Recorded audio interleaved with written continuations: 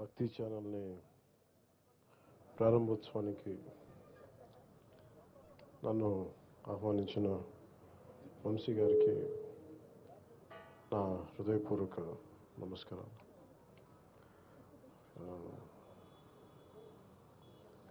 దీనికి ఎవరైనా ఇలాంటి వాటికి నా ఫీలింగ్ ఏం చెప్పాలి, నాకు ఈ భావన ఏముందంటే లోపల నేను సరైన వ్యక్తిని కాదు వీటికి రావడానికి. అంటే ఒక మఠాధిపతుల్ని వీళ్ళని ఏదైనా మాట్లాడాలి, నాకేం మాట్లాడాలి నాకు తెలియట్లేదు. కానీ ఒక సగటు హైందవ ధర్మాన్ని పాటించే సగటు వ్యక్తిగా హైందవ ధర్మం అవమానపరుస్తున్నా, దాన్ని దిగజార్చేలా మాట్లాడుతున్నా, దానికి ఒక ఆల్టర్నేట్ వాయిస్ ఉండాలని కోరుకుంటాం. ముఖ్యంగా ప్రసార మాధ్యమాల్లో హైందవ ధర్మాన్ని, హిందూ ధర్మాన్ని, లేదంటే సనాతన ధర్మాన్ని, దానికి పేరు ఏదైనా పెట్టుకోండి, సనాతన ధర్మాన్ని కించపరిచేలాగా రకరకాల వ్యాఖ్యలు ప్రసార మాధ్యమాల్లో ఉన్నప్పుడు దానిని నిలబెట్టి దాని పక్షాన మాట్లాడే ప్రసార మాధ్యమాలు చాలా తక్కువ. ఇది కేవలం ఒక వ్యాపార ధోరణిని కాకుండా హైందవ ధర్మాన్ని, సనాతన ధర్మం కోసం గొంతు ఉండాలి, గళమిప్పాలి అని చెప్పి మహావంశీ గారు ప్రారంభించిన ఈ కార్యక్రమం, ఈ భక్తి ఛానల్, మహాభక్తి ఛానల్కి నిజంగా చాలా అవసరం ఉంది. మనస్ఫూర్తిగా వారికి నా ధన్యవాదాలు తెలుపుతూ ఉన్నాను.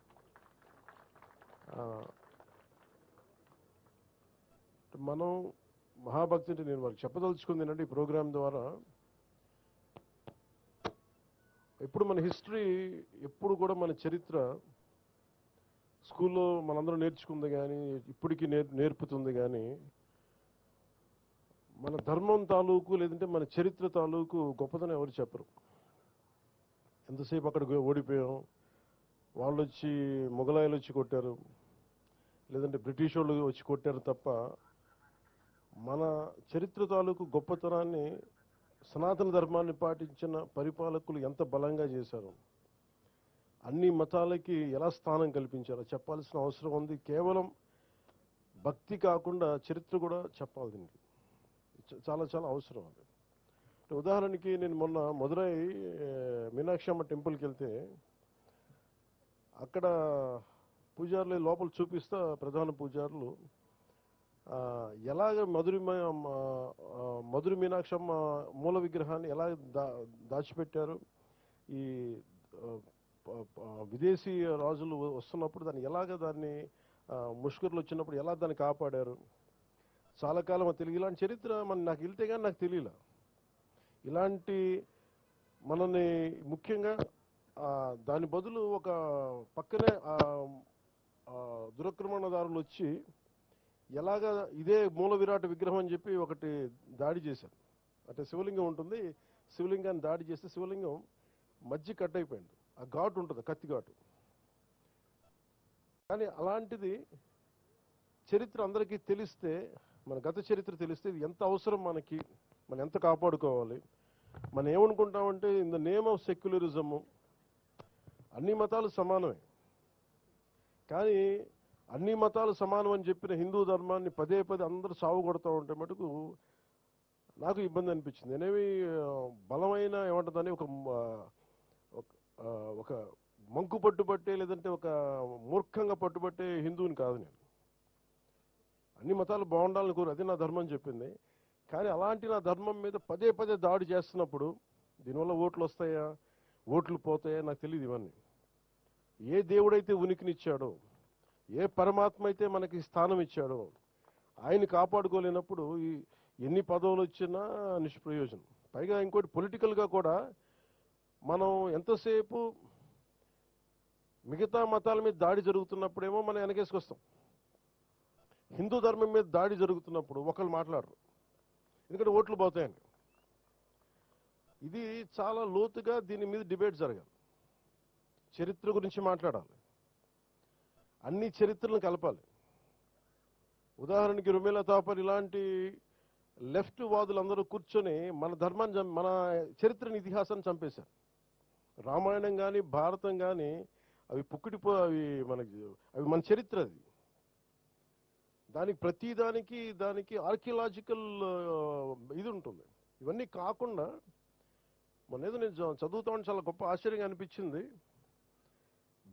మన కురుక్షేత్ర యుద్ధం ఎప్పుడు జరిగింది? It can be proven by astrological time line. ఏ గ్రహాలు ఏ కక్షలో ఉన్నప్పుడు జరిగినాయి, నక్షత్రాలు దిశాది ఎట్లా ఉన్నది, అలాంటి సమయంలో ఈ టైంలో జరిగింది అనేది మనం ఇప్పటికీ ఇప్పుడు వచ్చిన కంప్యూటరైజ్డ్ ప్రోగ్రామ్స్ ఒకసారి వెనక్కి వెళ్ళి చూసుకుంటే చాలా బలంగా మనం సాక్ష్యాధారాలతో ఉంది. వేగ్గా శ్రీరామచంద్రుల వారు ఎప్పుడు పుట్టారు, దానికో ఈ పలానా నక్షత్రంలో పుట్టారు, ఈ టైం లైన్లో, ఇది మీరు తిరిగి వెనక్కి చూసుకుంటే it will be backed by scientific data. So అది మన చరిత్ర. అది దీనిని ఒక్కొక్కళ్ళు కూర్చొని దీన్ని వెటకారాలు చేసేవాళ్ళు, కించపరిచేవాళ్ళు, ఇవన్నీ చూస్తుంటే నాకు నిజంగా చాలా ఇబ్బంది అనిపిస్తుంది. అంటే నాకు ఒకసారి ఏమనిపిస్తుంటే ఓట్లు రాకపోయినా పర్లేదు కానీ నా ధర్మాన్ని నేను కాపాడుకోవాలి. ఇది ఖచ్చితంగా నేను తీసుకున్న నిర్ణయం. ఇలాంటి తీసుకున్న వ్యక్తులు చాలా మంది, నేను ఒక్కనే కాదు, చాలా మంది కోట్లాది మంది తీసుకున్నారు. వెటకారాలు చేసేవాళ్ళు ఎక్కువ. మీరు ఊహించండి, ఇంకే మతం చేసినా మళ్ళీ మన అన్ని జోకులు పడవు. హిందూ ధర్మాన్ని తిట్టేది ఎక్కువగా హిందూ ధర్మం మీద గౌరవం లేని హిందువులే. వెటకారాలు ఎక్కువ మనకి. అదే మీరు కూర్చోబెట్టి ఇంకే మతం గురించి మాట్లాడదామని మళ్ళీ భయం వచ్చి ఇంట్లోకి వచ్చి కొడతారని భయం, అంతే. లేదా ఓట్లు పోతాయని భయం. నేను వంశీ గారిని ఏం కోరుకున్నానంటే, హైందవ సమాజానికి మీరు పరిరక్షించే దిశలో మీరు ప్రోగ్రామ్స్ ఉండాలని నేను కోరుకుంటా ఉన్నాను. ఎందుకంటే మనకి మొండిగా మూర్ఖంగా నేను మాట్లాడమని నేను అడగట్లేదు డిబేట్స్, కానీ రేషనల్ తోటి, లాజిక్ తోటి, ఒక హేతువుతోటి ఈ ప్రోగ్రామ్స్ మీరు, ఇది చాలా అవసరం. ఇది మూర్ఖమైన భక్తి కూడా మంచిది కాదు.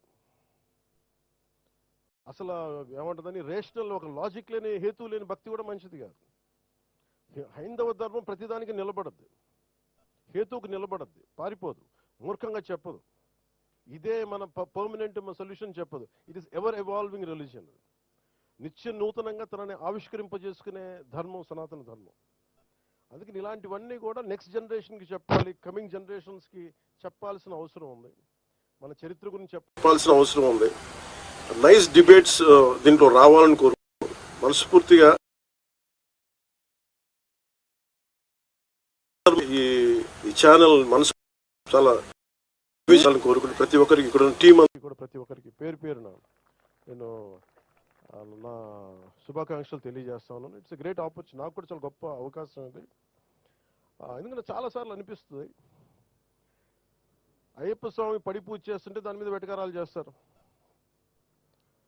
ఒకసారి ఎందుకు నేను చాలా బలంగా హైందవం సనాతన ధర్మం గురించి మాట్లాడతానంటే, నా ధర్మం నేను కాపాడుకోలేని వాడిని మిగతా ధర్మాలు నేనేం కాపాడగలను.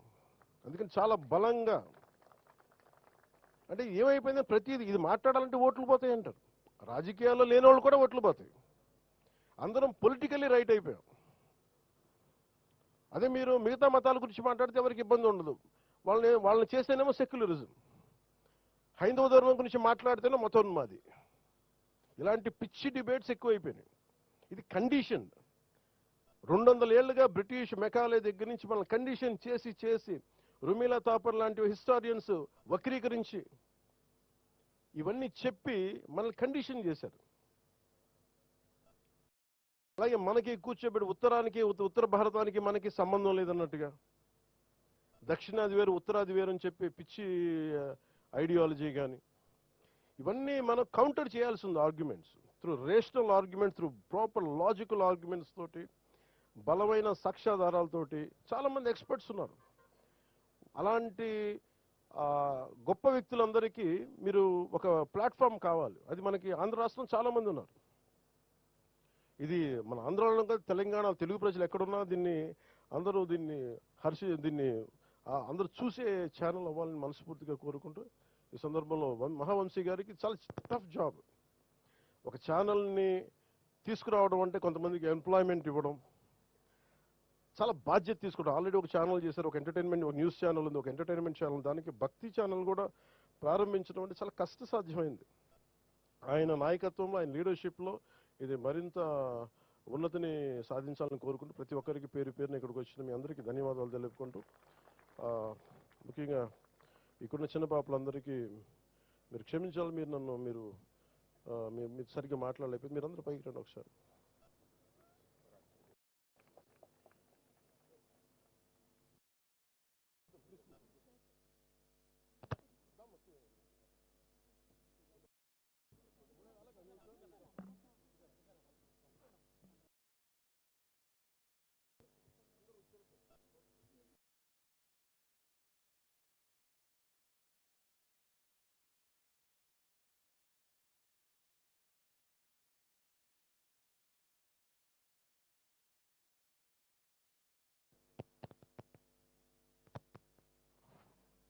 ఇది మన సంస్కృతి కదా, మన సంస్కృతిని మనం చేయకపోతే ఇంకెవరు చేస్తారు? ఆ గౌరవం ఇచ్చి తీరాలి మనం.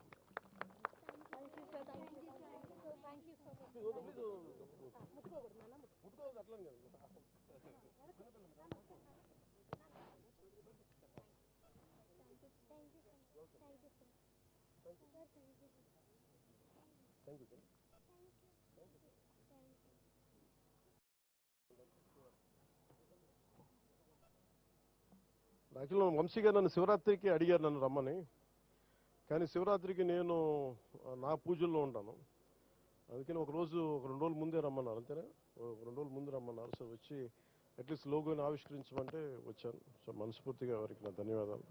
అలాగే ఇక్కడ వేద పండితులందరికీ కూడా నా మనస్ఫూర్తిగా నా ధన్యవాదాలు తెలియజేసుకుంటూ సెలవు తీసుకున్నాను. ఓం నమః శివాయ.